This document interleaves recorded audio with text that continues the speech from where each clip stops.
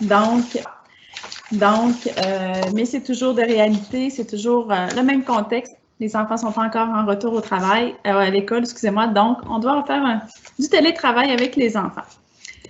Tout d'abord, laissez-nous nous présenter. Mon nom à moi est Catherine Aymon. Je suis consultante en management stratégique et coach professionnel. Je suis surtout mère de 2 enfants de 8 ans et 9 ans. Donc, ma réalité, c'est le télétravail à la maison. Albertine, je vais te laisser te présenter. Mais oui, bonjour à tous et à toutes. Écoutez, pour ma part, donc Albertine Girard, je suis également donc consultante en management stratégique pour le groupe Trigone et également coach professionnel. Et j'ai le plaisir également d'être maman de 3 jeunes garçons, donc 3 petits garçons de 6 ans, 4 ans et 2 ans. Donc je pense qu'on partage la même réalité, Catherine. L'objectif de la séance aujourd'hui, en fait, nous, ce qu'on veut vous donner comme outil, avec quoi qu'on veut que vous repartiez aujourd'hui, en fait, ce qu'on veut que vous développiez ou renforciez votre capacité d'adaptation aussi. Donc, des outils, des idées un peu pour le faire. Identifier des outils permettant de prendre du recul. Identifier aussi des outils permettant de lâcher prise, ce qui n'est pas toujours facile. Puis, on veut que vous ayez appris l'importance aussi de gérer votre énergie. Gérer notre énergie, oui, ça fait quand même un certain temps, mais on ne sait pas encore combien de temps ça va durer, combien de temps qu'on va être encore en télétravail. Je te laisse aller, Albertine. Oui, bien sûr. Finalement, c'est ça. Nous, on a pour objectif de vous partager quelques astuces. Vous avez dû en voir beaucoup sur le web ces temps-ci. Donc, c'est à chacun sa recette. Tout ne fonctionne pas de la même manière pour chacun. Et nos enfants, là aussi, sont tous différents. Donc, on comprend qu'en fonction de l'âge des enfants, si vous avez bien sûr des jeunes enfants, c'est pas du tout la même chose que si vous avez des adolescents à la maison. Si vous avez des jeunes enfants, là encore, on a une échelle différente de stress, peut-être en fonction, là encore, de l'âge des jeunes enfants, parce qu'un bébé de 6 mois, ce n'est pas un petit garçon ou une petite fille de 5 ans. L'autonomie n'est pas la même. Donc, en gros, en fonction de l'autonomie réaliste de chaque enfant, l'impact et le niveau de stress va être, on va dire, directement proportionnel sur la situation familiale. La situation familiale également, vous voyez, c'est un des points parce que vous soyez peut-être les 2 parents à la maison, là encore, de multiples situations. Est-ce que les 2 parents télétravaillent? Est-ce qu'un des 2 parents travaille dans les services essentiels? Dans ces cas-là, est-ce que vous êtes en situation de solo-parentalité, puisqu'il y a bien les 2 parents, mais il y en a seulement un des 2 qui est disponible?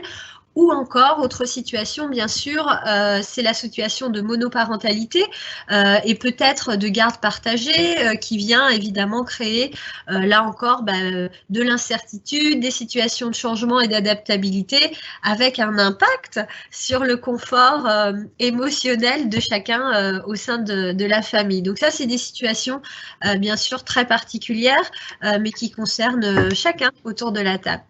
Donc, une organisation et un mode de communication qui va être différent en fonction de vos situations.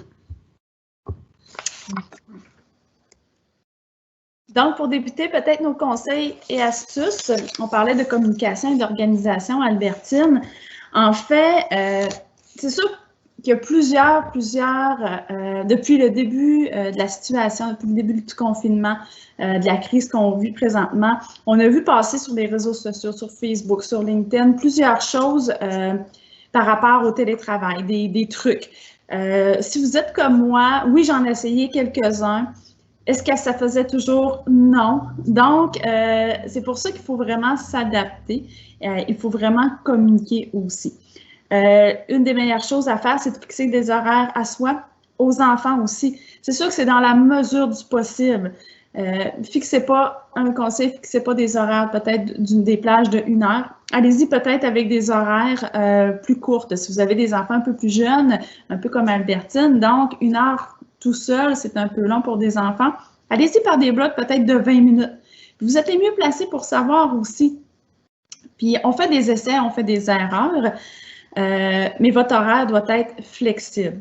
Ça, c'est une des caractéristiques, par contre. Si vos enfants ne veulent pas coopérer aujourd'hui, il faut que vous soyez capable de vous adapter dans votre horaire. Donc, ce n'est pas quelque chose qui est fixé dans le temps, mais c'est quelque chose qu'on demande un peu plus de flexibilité. Il faut accorder du temps aussi à nos enfants. Hein, ils sont présents, ils en ont besoin aussi. Vous pouvez profiter des dodos, les enfants, pour ceux qui ont des enfants en bas âge, pour vous reposer. Hein, on ne parle pas d'aller travailler, mais si vous avez besoin de vous reposer, reposez-vous. Vous pouvez en profiter aussi pour travailler. Vous pouvez profiter aussi des soirées. C'est comme vous voulez. Je sais qu'il y en a, moi, j'ai des collègues qui profitent du matin pendant que les enfants dorment, mais ils sont un petit peu plus vieux aussi. Faites votre possible, surtout. Hein, on n'est pas tous... il n'y a personne de surhumain, en fait. Donc, ce qu'on demande, c'est vraiment juste de faire votre possible. La gestion est difficile aussi avec les repas, les enfants, le travail. Donc, allez-y avec vos besoins à vous, les besoins de vos enfants, mais avec votre capacité aussi en même temps. Prévoyez des pauses pour jouer avec les enfants. Aménagez-vous aussi un espace de travail. Vous pouvez avoir un espace où vous travaillez, vous avez les enfants à l'œil. Si vous avez besoin d'un petit peu plus de concentration, vous pouvez vous prévoir un endroit aussi qui est un peu plus retiré, où vous allez être un petit peu plus tranquille, mais prévoyez un moment dans la journée où vous allez pouvoir vous retirer aussi. Allez-y avec des outils, avec des idées avec lesquelles vous êtes confortable, qui répondent à vos besoins aussi. Il faut y aller avec la réalité de chacun. Il faut y aller aussi avec ce que vous vivez présentement. Vous êtes les mieux placés pour savoir l'organisation qui est possible pour vous. Établissez des règles avec votre conjoint, avec vos enfants. Encore là, j'ai des collègues, moi, qui ont fait des icônes, donc ils mettent devant la porte quand que maman ou papa est occupé. Donc, les enfants savent qu'ils ne peuvent pas les déranger aussi. Vous pouvez trouver aussi... Vous pouvez chercher aussi sur les réseaux sociaux, comme je disais tantôt, mais il faut prendre vraiment ce que vous et l'adapter aussi à votre réalité. Donc, quand on dit que la réalité nous demande de s'adapter, mais que la recette ne fonctionne pas, c'est un peu ça. Donc, il faut pouvoir changer notre recette, il faut pouvoir s'adapter. Si on a une recette qui fonctionne, mais oui, vous pouvez la garder aussi. Mais comment y arriver? C'est un peu ça qu'Albertine va vous expliquer. Et moi, je dirais, avec le vécu des 6 dernières semaines, je partagerai une partie de mon expérience en disant que finalement, la recette se réinvente à chaque jour. Et oui, parce que ce qui fonctionnait hier, peut-être qu'aujourd'hui, ça ne fonctionne pas. Et ou ça peut être l'inverse. Ce qui ne fonctionnait pas hier fonctionne aujourd'hui. Donc, vraiment de travailler sur le mindset et de ne pas perdre espoir dans le fait que ça change à tous les jours, honnêtement. Donc, c'est encore plus important de développer sa capacité d'adaptation. Et puis, ça veut dire quoi? Ça veut dire que là, on va aller chercher un peu toutes les ressources qu'on avait avant cette période, parce qu'elles n'ont pas disparu. Donc, avant, j'imagine, hein, vous étiez sans doute à un ou une très bonne professionnelle dans votre domaine, et vous l'êtes encore. Donc, vous avez encore vos forces, vous avez encore toutes vos ressources. Donc, faites-vous confiance. Dites-vous bravo. Parce qu'effectivement, on vit une période totalement inédite.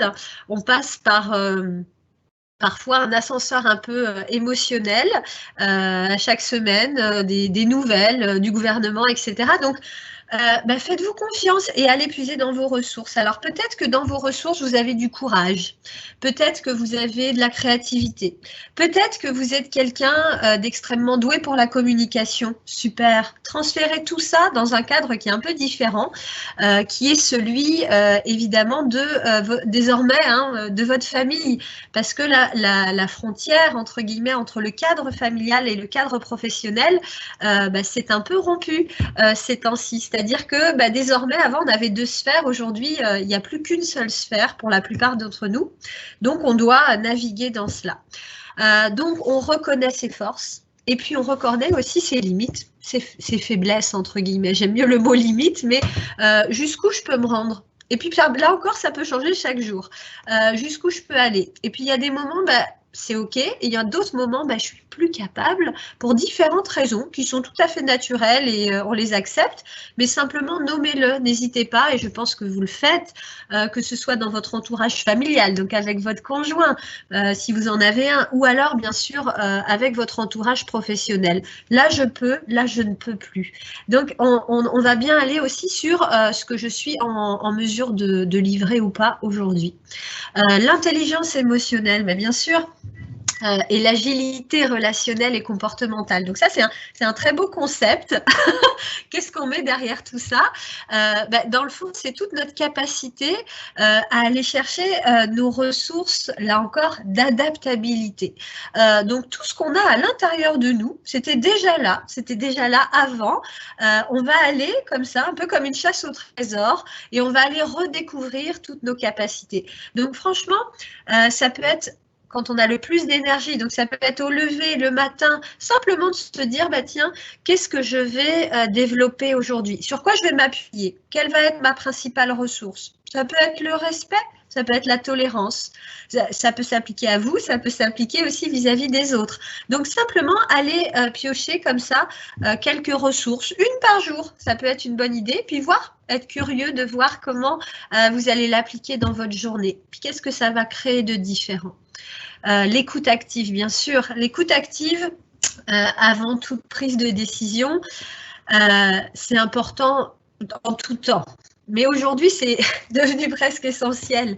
C'est comme une clé, j'allais pas dire de survie, mais presque. Parce que avant, on avait beaucoup de moments où on était seul. Aujourd'hui, je ne sais pas pour toi, Catherine, mais c'est un peu plus rare, forcément, puisque ça dépend des personnes. Il y a des personnes qui vivent au contraire une grande solitude puisqu'elles sont à la maison. Mais pour les personnes qui sont en télétravail avec des enfants et ou avec un conjoint, on est beaucoup les uns sur les autres. Donc, s'écouter, c'est encore plus important. Être à l'écoute de soi et être à l'écoute aussi des besoins des autres. Et là encore, dans le respect, au mieux qu'on peut, mais de comment un enfant peut formuler ses besoins. Un adulte, c'est parfois plus facile, mais un enfant, en fonction de son âge, n'est pas toujours capable de nommer ses besoins. Donc, c'est très important aussi qu'on puisse avoir, nous, adultes, la disponibilité au mieux de nos possibilités pour aller chercher ces besoins-là, donc en pratiquant au maximum cette écoute. Savoir gérer les imprévus, bien sûr. Je le disais tout à l'heure, on réinvente la recette un peu tous les jours. Donc, en développant notre esprit de curiosité. Et je sais que là, parfois, ça demande beaucoup de ressources, mais c'est d'essayer de se dire, de faire comme si c'était la première fois. Ça, c'est un exercice, peut-être toi aussi, Catherine, que tu utilises parfois en coaching. Quand il y a quelque chose qui vient nous chercher là dans nos capacités pour différentes raisons. C'est souvent des choses qu'on a à travailler. Et si c'était la première fois, comment je réagirais? Donc, allez chercher un peu cet esprit de curiosité, comme si vous étiez enfant vous aussi. Ça va vous aider à aller développer de nouvelles choses en termes de ressources. On fait des essais, on fait des erreurs. Tu l'as dit tout à l'heure quand tu as débuté ton introduction. Soyez indulgents avec vous. Essayez d'être bienveillant aussi avec vous. Situation inédite, on essaye des choses. Parfois, ça fonctionne et parfois non. Et les enfants, c'est pareil. Vivent une situation qui, pour eux, certains les gèrent mieux que d'autres, mais ça peut être assez inconfortable aussi, tout ce tourbillon de nouveautés. Donc, on se dit bravo. C'est important en famille, le soir peut-être, de dire mais qu'est-ce qui a bien été dans ma journée? Qu'est-ce que tu as trouvé facile? Qu'est-ce qui a été difficile? Et qu'est-ce qu'on pourrait faire de différent demain? Donc, ce dialogue-là, peut-être, ça peut être une bonne manière aussi de voir ce qui fonctionne moins. Et on révise son jugement, et on révise son opinion, et puis on évolue jour après jour en ayant cette agilité qu'on utilise beaucoup dans le monde professionnel, puis que vous pouvez tout à fait transposer, j'en suis certaine, dans votre domaine familial. Est-ce que tu voulais parler de la coopération d'anticipation? Oui, tout à fait. Merci, merci. Je prenais une petite pause. Effectivement, donc là aussi, donc autre ressource importante, tout le volet coopératif, puisque on n'a jamais été autant une équipe. Hein. La famille devient encore plus une équipe. Donc là, on travaille sur l'intelligence collective de la famille. Donc on donne de la valeur à chacun et on essaye de renforcer la force de contribution de tous les individus autour de la table. Tout le monde a son mot à dire, ça a toujours été le cas, mais là c'est encore plus vrai parce qu'on est tous ensemble et quasiment tout le temps. Donc ça, c'est tout le volet de coopération, l'innovation, mais là encore, ça n'a jamais été aussi important. Et là encore, comment on transpose tout ce que je suis sûre que vous êtes de formidables innovateurs au travail, que vous êtes une boîte d'idées, que vous avez plein de choses à apporter dans le monde professionnel et familial. N'oublions pas qu'aujourd'hui, les deux sphères sont très, très rapprochées. Donc, comment vous allez faire émerger de bonnes idées avec vos enfants? Comment vous allez vous y prendre pour qu'ils aient envie de coopérer et que ce soit facile pour vous et pour eux? L'idée, c'est que ce soit facile et confortable. Donc ça, c'est vraiment les deux critères qui sont importants, facile et confortable. Comment on peut faire ça ensemble? Donc c'est de trouver évidemment des idées et donc d'aller chercher l'innovation. Anticipation maximum, on essaye au mieux qu'on peut là encore. Hein. On ne vise pas du tout la perfection. Vraiment pas, on la laisse tomber complètement. On va aller chercher ce qu'on est capable de faire. Et il y a une chose qu'on est capable de faire bien souvent, un peu tôt le matin ou quand notre esprit est très frais, c'est l'anticipation. Ok, je peux me lever tôt et faire la liste de ce qui est réaliste ou pas dans ma journée. Quelles sont les ressources dont je dispose? Est-ce que je vais avoir à vivre des situations stressantes? Ok, comment je peux les placer dans mon planning pour que ce soit quelque chose que je puisse anticiper et puis envisager des solutions un peu en amont. Donc, on essaye de se mettre avec un mindset positif. On parle beaucoup d'adaptation, puis Albertine, tu en parles beaucoup aussi dans toutes les recommandations. En fait, l'adaptation, c'est l'aisance qu'on peut avoir à évoluer dans un contexte, dans un événement ou d'un besoin sans se laisser conditionner ou influencer. Puis il faut restructurer nos propres croyances. C'est un peu ce que tu expliquais dans les 6 recommandations. Donc, c'est de revoir nos croyances, de revoir nos modes de fonctionnement, nos modes de pensée, puis nos automatismes qu'avant la crise étaient habituels, un peu aussi. Donc, c'est un peu ça l'adaptation. Puis, on nage présentement dans l'inconnu. Hein? C'est pas une situation qu'on peut dire qu'il y a un précédent. C'est une situation qu'on n'a jamais vécue. Il y a beaucoup de choses qui sont arrivées du jour au lendemain. Donc, on perd nos points de repère, on perd nos habitudes et on nage dans l'inconnu un peu. Fait que donc, l'inconnu va créer de l'insécurité, qui va créer du stress, qui va créer de l'anxiété. On parle beaucoup des adultes, mais il faut savoir aussi que pour les enfants, c'est la même chose. Hein? On perd nos amis en garderie, on perd nos amis à l'école. Qu'est-ce qui se passe? Comment ça se fait que je suis à la maison? Si je prends l'exemple de mes enfants qui pensaient que c'était juste des vacances pendant une semaine ou deux, maintenant, ils voient que les vacances s'étirent, mais finalement, on ne fait rien d'agréable. C'est pas, on ne va pas voyager, on ne va pas. Donc, pour eux aussi, c'est une situation, surtout qu'ils ne comprennent pas ce qui se passe non plus. On est en période de changement. Comme je disais, nos habitudes sont bousculées. Fait que donc, il faut développer la capacité de s'adapter à notre nouvel environnement, à ce qui nous entoure. Si les enfants ne veulent pas coopérer aujourd'hui, bien, on s'adapte à eux aussi. Puis, on s'adapte aussi au niveau du travail. Donc, on dit aussi, bon, situation exceptionnelle, mesure exceptionnelle aussi en même temps. Puis, une des façons de le faire, c'est prendre du recul. J'aurais envie de partager quelque chose que j'ai réalisé dernièrement cette semaine, en fait. C'est que ça fait, moi, depuis le début, je fait du télétravail avec mes enfants. Donc, ça fait peut-être, on est rendu à la 6 ou la 7e semaine de mémoire. Et au début, j'avais trouvé une vitesse de croisière, ça allait bien, et je me suis rendu compte que j'ai perdu ces habitudes que j'avais mis en place, les horaires que j'avais mis en place, parce que possiblement qu'il y a eu un élément qui est venu bousculer mon rythme, qui est venu bousculer aussi mes habitudes. Donc, qu'est-ce que je fais en ce moment-là? Je prends du recul. Excuse-moi. Je prends du recul sur la situation. Donc, en d'autres termes, je vais monter un peu au balcon, je vais m'élever un peu au-dessus. Je vais porter un regard un petit peu plus large sur la situation, sur ce qui se présente. Je vais essayer d'aborder les choses différemment, avec plus d'ouverture aussi, pour connaître qu'est-ce qui s'est passé, puis comment je peux réadapter tout ça, parce que là, moi, les enfants, on avait commencé à perdre un peu le contrôle, donc on a dû se réadapter. Il faut analyser aussi la situation dans son ensemble plutôt que de se limiter à sa propre vision des choses. Il y a un adage qui dit que si on a le nez trop collé sur l'arbre, on ne voit pas la forêt. Donc, il faut prendre un pas de recul. Il faut se reculer. Puis comment qu'on prend du recul? Bien, comme je disais, c'est de se sortir de la situation actuelle. Donc, d'aller prendre une marche, de faire autre chose. Moi, c'est cette activité-là que j'avais mis de côté. Donc, je me suis rendu compte, je ne vais plus dehors prendre une marche à tous les jours comme je me l'étais imposé. Donc, pour me permettre de m'aérer un petit peu, aérer le cerveau, on revient, on a une autre vision aussi en même temps. Puis, Albertine a dit, donc, couper court aussi aux pensées négatives. Il faut voir positivement les choses. Si on est toujours dans le négatif, on va aller chercher plus d'énergie. Revenir aujourd'hui à maintenant, qu'est-ce qui se passe, qu'est-ce qu'on veut faire aujourd'hui. Distinguer aussi ce qui dépend de nous, sur quoi j'ai du contrôle, sur quoi je peux agir.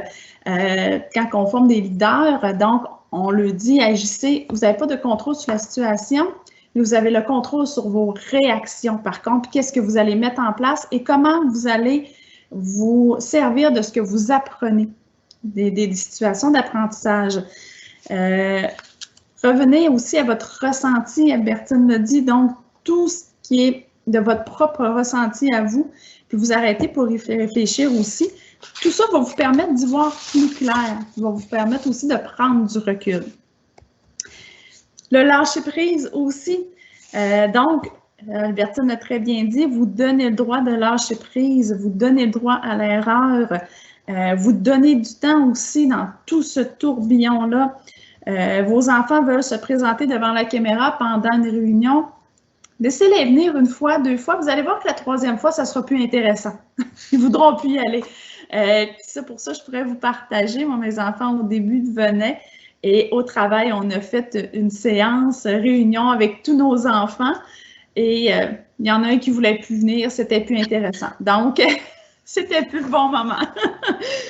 Donc, il faut les laisser aller aussi. Il faut lâcher prise sur ça aussi parce que vous allez prendre l'énergie qui n'est pas nécessaire aussi. Donc, lâcher le contrôle aussi sur ce que vous désirez, puis permettre de vous relâcher un peu de la routine. Ça ne doit pas être tout parfait. On l'a dit tantôt, on n'est pas surhumain. Il faut vivre le moment présent, il faut être à l'écoute. Albertine l'a très bien expliqué, donc être à l'écoute de soi-même.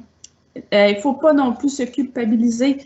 Il faut agir sur ce qu'on a le contrôle, sur la situation actuelle, puis comment est-ce qu'on peut faire de notre mieux pour y arriver. Il se peut que la productivité ou le rendement ou la performance ne soit pas au rendez-vous, mais prenez pas tout non plus sur vos épaules. Hein. Situation exceptionnelle, on le dit aussi. Il faut accepter ses limites, si je répète un peu ce que Albertine a dit, puis ne pas vouloir lutter contre la situation. On n'a pas le choix, on doit y aller, donc lutter ne nous aiderait pas à voir plus clair, ne nous aide pas non plus à prendre du recul ou lâcher prise. Donc, il faut aller dans le même sens que le courant présentement. C'est se donner aussi les moyens de relâcher nos croyances limitatives. Donc, qu'est-ce qui me limite dans mes perceptions? Qu'est-ce qui m'empêche d'évoluer aussi? Est-ce que c'est facile? Non. Je vous dirais que c'est vraiment pas facile. C'est un travail, comme Albertine a dit, de tous les jours. À tous les jours, il faut pas des fois se poser la question. Dans l'exemple que je vous donnais, moi, ça a bien été un certain temps et je me suis rendu compte que j'ai lâché certaines choses, que j'ai fait place à d'autres choses où j'ai dû me réadapter, j'ai dû lâcher prise sur certaines choses et j'ai dû prendre du recul aussi en même temps. Qu'est-ce que ça vous permet de faire, de vous adapter, prendre du recul, lâcher prise? Bien, ça permet de diminuer votre stress, puis vous focaliser aussi sur les aspects positifs, puis vous ouvrir surtout à la nouveauté.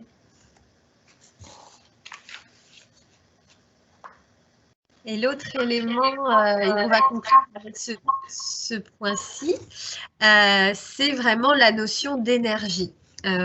Et avant de débuter vraiment ce point qui est très important, l'énergie, c'est votre capacité en fait à être fonctionnel dans la durée. Donc l'énergie, c'est vraiment très incontournable comme sujet. Hein, on vient de rebondir sur le point de Catherine, c'est-à-dire qu'au départ, moi je suis vraiment comme toi, c'est-à-dire que je suis partie un peu comme une fusée en me disant que, ou un TGV, là, un train à grande vitesse, que vraiment j'avais toutes les ressources en moi, j'étais capable, j'avais mon planning, tout roulait bien. Ça a duré une semaine et après j'ai été très fatiguée parce que j'ai essayé des choses.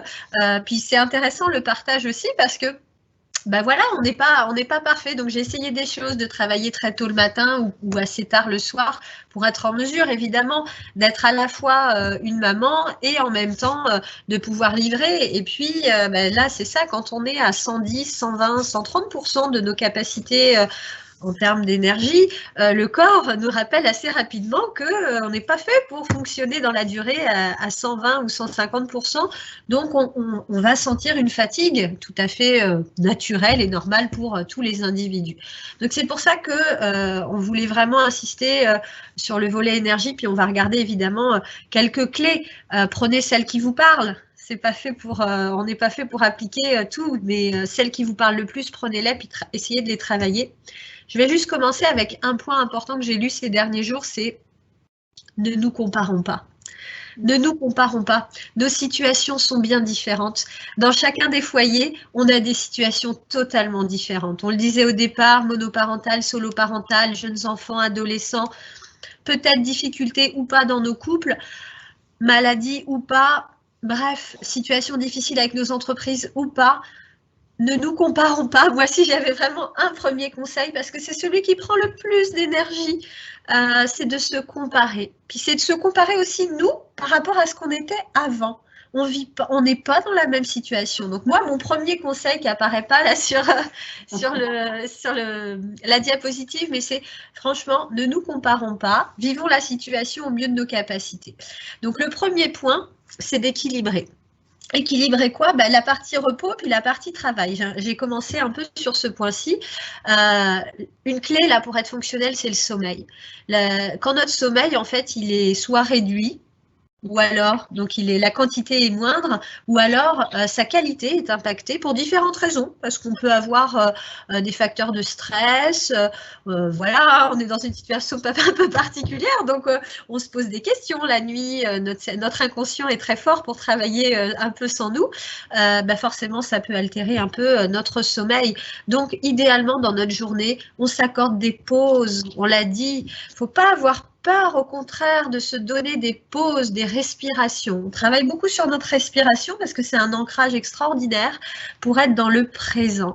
Donc la respiration, c'est fondamental. S'aérer, tu disais Catherine, j'avais pris une bonne habitude, j'allais marcher, etc. Puis oups, l'habitude est partie et je me suis rendu compte qu'elle était, pas, dans ton cas, peut-être une des clés de l'équilibre. Super, on la remet en place. Donc vraiment, les pauses, les marges dans la journée, très important. On essaye aussi évidemment de faire les activités qui demandent le plus d'énergie en début de journée ou alors dans les parties où vous avez le plus d'énergie. Ça, c'est aussi une manière d'équilibrer un peu puis d'être fonctionnel. On planifie nos activités, bien évidemment. Quand on veut être plus efficace, on essaye d'éviter ce qu'on appelle des allers-retours dans notre tête. Donc, on essaye de faire que c'est le plus simple possible. Et j'enchaîne directement sur le point numéro 3. Peut-être qu'avant, finalement, je ne vais pas dire que c'est une belle occasion de se réinventer quand même. C'est une belle occasion aussi de se dire, peut-être qu'avant, je passais beaucoup de temps à faire telle et telle chose dans la maison et ou au travail. Il y a peut-être une manière beaucoup plus efficace de le faire aujourd'hui, puis c'est de retirer des choses. Donc, c'est d'aller plus à l'essentiel. Puis ça, c'est vrai aussi dans la découverte de nous-mêmes. Hein. On dit qu'on a un recentrage sur l'essentiel dans cette période de tourbillon un petit peu. Il y a aussi l'essentiel dans nos maisons et dans notre travail. Il y a peut-être des choses que je faisais avant, c'était pas très efficace. Ok, super, on simplifie, on va beaucoup plus droit au but. Ça, c'est aussi une manière de préserver son énergie parce qu'on ne se perd pas dans les détails. On organise évidemment, tu l'as nommé, tu as débuté avec ça, mais notre environnement de manière beaucoup plus fonctionnelle. Au départ, on était beaucoup dans le camping un peu à la maison, hein. On avait notre ordinateur c'est peut-être encore le cas pour certains, mais sur la table de la cuisine, et puis après on changeait, on s'adaptait, on allait dans la chambre des enfants, après il y avait la sieste, bref. Ça, c'était les premières semaines. Aujourd'hui, on a beaucoup, je pense, pour la plupart, organisé notre environnement, on est plus fonctionnel, ça nous enlève du stress, ça préserve notre énergie. Extrêmement important, le moment présent, c'est très important. Parce que quand votre cerveau est focalisé sur ce qui se passait hier ou alors ce qui va se passer demain, en fait, vous gaspillez beaucoup d'énergie parce que d'une part, vous n'avez pas la réponse à ce qui va se passer demain et en plus, ce qui s'est passé hier, c'est bien d'y penser, mais c'est passé. Donc alors, on va vraiment essayer de recentrer au maximum notre qualité de présence sur ici et maintenant et quelle est ma capacité d'action ici et maintenant avec les ressources dont je dispose. Alors, on y va bien simplement et ça commence par la respiration. Donc, franchement, il y a des outils extraordinaires qui existent aujourd'hui sur YouTube, sur beaucoup de plateformes qui sont des outils de méditation, qui sont des outils, pour certains, ça peut être vraiment aussi d'écouter simplement des musiques. Bref, à chacun sa recette par rapport à qui il est, mais il y a beaucoup d'outils qui peuvent vous permettre de vous recentrer dans le présent. Pour certains, c'est de lire de la poésie, d'admirer une jolie peinture, d'échanger avec des amis. C'est une très bonne manière de se recentrer aussi dans le moment présent. C'est essentiel pour fonctionner dans la durée. Le 6e point, c'est de reconnaître les signes de fatigue. On n'est pas déjà trop fort, ou alors on va juste tester, on va juste sonder nos limites, puis on commence à mordre un peu la ligne. Il va y avoir une période de récupération après tout ça, parce que quand on dépasse notre capacité énergétique, le corps nous le rappelle, un de nos meilleurs amis, notre corps. Donc là, une des clés, évidemment, pour gérer son énergie, c'est de repérer les signaux de fatigue. Donc vraiment, bien simplement, là, le soir, vous vous couchez, vous vous dites, c'est quoi mon niveau d'énergie de 1 à 10 ? Ok, notez-le simplement. Essayez de voir comment ça évolue. Il y a une limite à ne pas dépasser. Évidemment, qu'est-ce qu'on cherche à faire ? C'est la diapositive suivante, c'est de prévenir l'épuisement. Parce que on peut être à 120%, comme je le disais tout à l'heure, ou à 150%, c'est-à-dire être à la fois une maman ou un papa extraordinaire à 100% et un manager, une employée, un consultant à 150%, mais ça ne va pas durer très longtemps cette période-là, parce que bien évidemment, vous allez avoir épuiser vos ressources d'énergie, vos réserves d'énergie. Donc là, c'est important de distinguer vos différents niveaux d'énergie, puis l'impact en fait que ça a sur votre niveau de fatigue au quotidien. Hein, donc ça, c'est, on ne se rend pas jusqu'à cette étape-là de l'épuisement, on s'arrête avant, on s'entoure des bonnes personnes. Une bonne manière, évidemment, c'est de s'oxygéner et puis c'est aussi d'avoir une forme d'activité. Alors, quelle qu'elle soit, mais une activité, ça peut être, oui, une activité physique, dans la mesure de ce qu'on peut réaliser aujourd'hui, prendre une marche, pourquoi pas faire une activité physique à la maison, même chose, il y a des super cours de gym ou d'activités physiques en ligne, de danse, etc., de s'oxygéner, même avec les enfants, il y a vraiment des cours en ligne avec les enfants gratuits de sport qui sont extraordinaires et ça donne vraiment une belle énergie dans la maison aussi.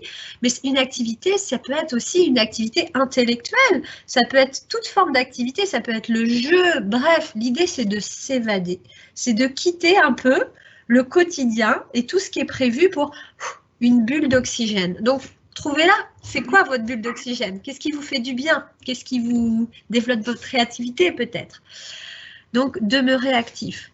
L'hygiène de vie, c'est quelque chose aussi de très important. L'hygiène de vie, ça passe par un triangle un petit peu. C'est à la fois l'alimentation, l'activité physique, et le sommeil. Donc, on a parlé du sommeil et de l'activité physique, donc je ne vais pas revenir là-dessus. En revanche, évidemment, l'alimentation, ça fait partie de notre équilibre. Donc, on mange pour se nourrir, mais on mange aussi pour se faire plaisir. Ça fait partie de l'humain est fait ainsi. Et quand on vit des situations qui peuvent être stressantes, en fait, on voit que dans le triangle, ça peut être les 3 points qui sont impactés ou ça peut être seulement un des 3 ou 2 sur 3, mais notez-le. Qu'est-ce qui est impacté aujourd'hui? On peut manger plus, on peut manger moins, on peut dormir mieux, moins bien, faire moins de sport, etc. Mais on s'aperçoit que tiens, notre équilibre est impacté et donc notre niveau d'énergie va en découler. Et de notre niveau d'énergie va découler notre performance, notre capacité à être fonctionnel au quotidien. Donc simplement de comprendre ça, de le noter. Notez-le simplement. C'est OK, j'ai vu beaucoup d'articles, c'est OK de manger un peu plus en ce moment, ou moins, ça dépend des individus, mais on va les perdre les kilos par la suite là. Mais simplement de le noter, tiens, ça a un impact peut-être. On fait un peu moins de sport. Ah OK, bon ben, il sera temps d'en faire après. Soyons indulgents avec nous, on est dans une période particulière, mais comment ça impacte mon niveau d'énergie? C'est intéressant de simplement que vous ayez cette prise de conscience. On a confiance en nous, en notre capacité d'action. C'est notre première ressource. L'estime et la confiance qu'on a en soi, c'est vraiment nos meilleurs facteurs d'équilibre. Donc, c'est pas parce qu'on a passé une mauvaise journée, une journée difficile, parce qu'on a eu des difficultés dans notre journée que on est mauvais ou qu'on va pas y arriver. C'est pas du tout. La journée va se terminer, le soleil va se lever, demain sera un autre jour et donc vous êtes toujours la même personne.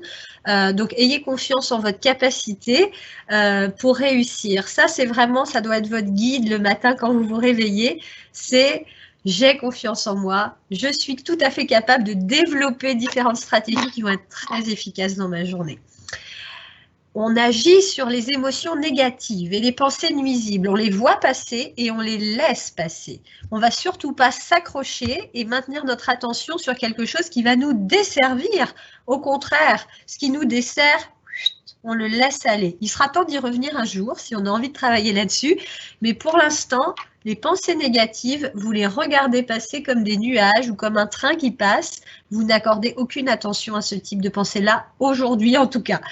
Par contre, ce qui est positif, mettez de la lumière sur ce qui fonctionne, mettez de la couleur sur ce qui fonctionne. Vraiment, savourez et félicitez-vous. Ça, c'est très important. Tu l'as souligné tout à l'heure, Catherine, mais notre énergie découle aussi. Vous êtes en train de créer en fait des schémas neuronaux, comme on dit. Donc, tout ce qui est positif, plus vous allez l'encourager, plus ça va automatiquement se développer et ça, vous allez entretenir un cercle. Et ce cercle, il va être vertueux, il va être positif. On ne veut pas quelque chose qui va dans le mauvais sens, on veut que ça marche. Aujourd'hui, on a vraiment besoin que ça marche. Donc, on s'encourage et on se dit qu'on est bon. Et si on n'a pas été bon, on sera meilleur demain. Donc, vraiment, on entretient encore plus qu'hier. Et moi, je vais vous dire, n'ayez pas peur d'être dans l'exagération de ce qui fonctionne. Parce que le cerveau, une petite dose d'exagération, ça lui va très, très bien. En positif, évidemment. Donc, montez le curseur là. Si vous vous dites bravo à 5 sur 10, montez-le à 8 sur 10, à 9 sur 10. On en a besoin et faites la même chose avec vos enfants. Les petites victoires du quotidien. Bravo, super, qu'est-ce qui a fonctionné aujourd'hui? C'est excellent. Ok, on accentue tout ça et je suis sûre que vous allez le faire merveilleusement bien. Ça, c'est fondamental. Dernier point, si on a des symptômes, on en avait précédemment peut-être, vous en aviez peut-être des symptômes d'anxiété, de dépression, etc.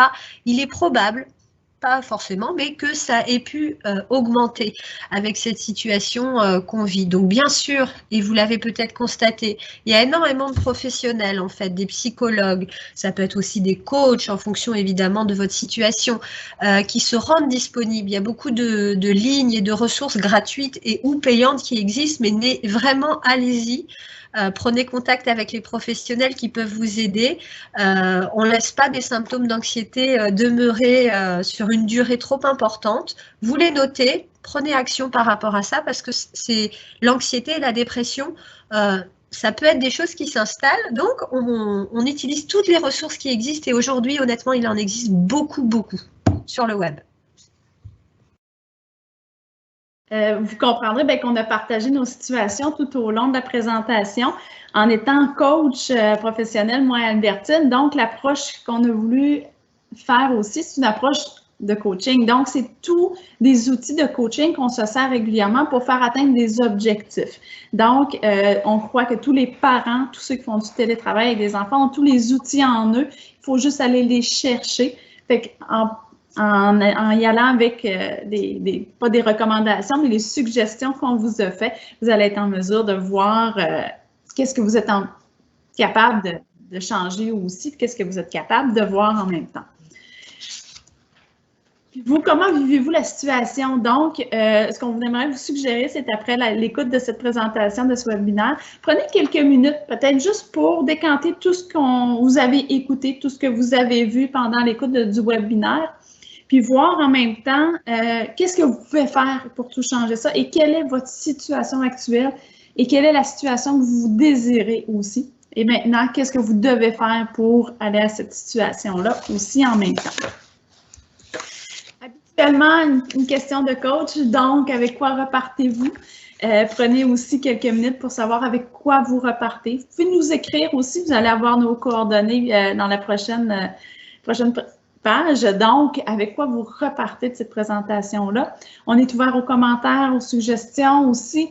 Puis on aime avoir des nouvelles des gens suite à l'écoute du webinaire pour savoir avec quoi ils sont repartis et qu'est-ce qu'ils ont mis en pratique aussi en même temps. On vous invite à nous suivre sur notre site Internet. Donc, on a un catalogue de formation. Il y a des webinaires aussi qui sont en diffusion présentement. Donc, on vous invite à regarder sur le site Internet. Je vous disais, commentaires, suggestions, vous pouvez nous écrire. Vous avez nos adresses Internet. Sachez que aussi, moi et Albertine offrons des mini-séances de coaching de 15 minutes à 30 minutes pour ceux qui en ont besoin. Vous pouvez nous écrire. On va vous envoyer notre calendrier pour vous inscrire. Donc, on vous remercie d'avoir écouté. Je ne sais pas si Albertine, tu avais autre chose à ajouter? Non, je te remercie. Donc, on vous remercie et on espère que vous avez apprécié. On vous souhaite une bonne journée.